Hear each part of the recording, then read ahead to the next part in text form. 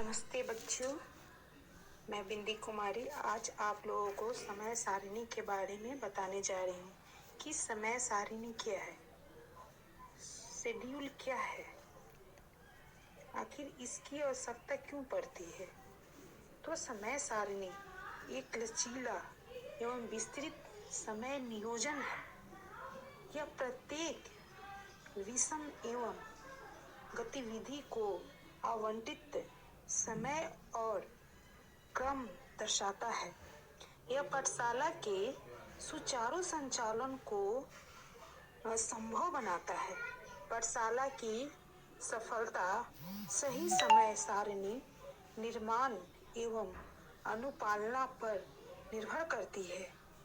एक ऐसी समय सारिणी का निर्माण करना जो सर्वमान्य हो कठिन कार्य है, परंतु इसका निर्माण आधारभूत मनोवैज्ञानिक सिद्धांतों के अनुरूप होना चाहिए।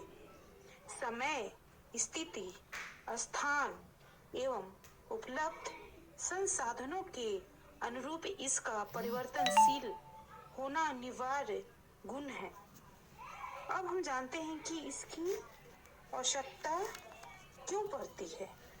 तो पहला है कि पाठशाला की दैनिक कार्यवाही एवं गतिविधियों का नियमन करना, और दूसरा है एक निर्धारित क्रम से पाठशाला का संचालन संभव बनाना, और तीसरा है कि समय और ऊर्जा की बचत होती है। चौथा है कि बाल केंद्रित शिक्षण शैली की अनुपालना करते हुए दोहराव को रोकता है। पांचवा है कि कार्य का उचित विभाजन संभव होता है, जिससे पाठशाला प्रबंधन में सरलता आती है। छठा है कि विभागीय नियमों की अनुपालना करना सरल हो जाता है, और सातवां है कि पाठशाला में अनुशासन स्वतः ही उत्पन्न हो जाता है। तो ये तो थी इसकी आवश्यकता। अब हम जानेंगे कि इसके प्रकार। समय सारणी के प्रकार। तो समय सारणी गतिशील उपकरण है जो पाठशाला की दिनचर्या को वैज्ञानिक तरीकों से संचालित करने में अध्यापक को सहयोग प्रदान करती है। इसका निर्माण विभिन्न प्रकार से किया जा सकता है। मुख्यतः यह 3 प्रकार के होते हैं। तो पहला है कक्षा समय सारणी, जिसका क्या होता है, कक्षा में हम आने जाने का इसका टाइम हम लोग फिक्स करते हैं कि कौन सी बेल कितने बजे है, कितने बजे अध्यापक को जाना है। और सेकेंड है अध्यापक समय सारणी, ये अध्यापक के लिए है। और तीसरा है मुख्य समय सारणी, टाइम, जिस पे टाइम लिखा रहता है। तो ये तो प्रकार थी। अब हम जानेंगे कि प्राथमिक पाठशालाओं में समय सारणी कैसी रहती है। तो प्राथमिक कक्षाओं में अधिकतर प्रतिदिन 2 अध्यापक 20 विषय और 6 घंटे उपलब्ध है। सभी गतिविधियां इन्हीं निर्धारकों के आसपास घूमती है। तो समय सारिणी का निर्धारण कई मनोवैज्ञानिक एवं उपलब्ध मानवीय और भौतिक संसाधनों पर निर्भर करती है।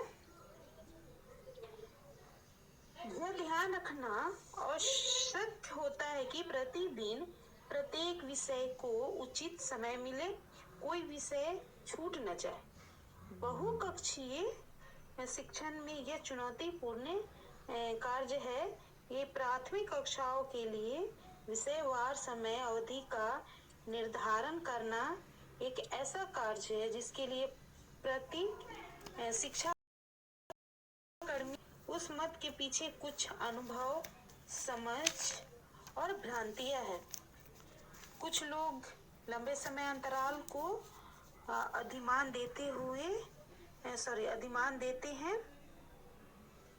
कुछ बच्चों की रुचि के अनुसार समय को निर्धारित ही नहीं करना चाहते।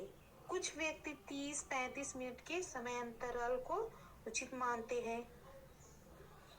तो यहाँ हम लोग क्या जानेंगे कि आखिर किस बिंदुओं को हम ध्यान में रखें।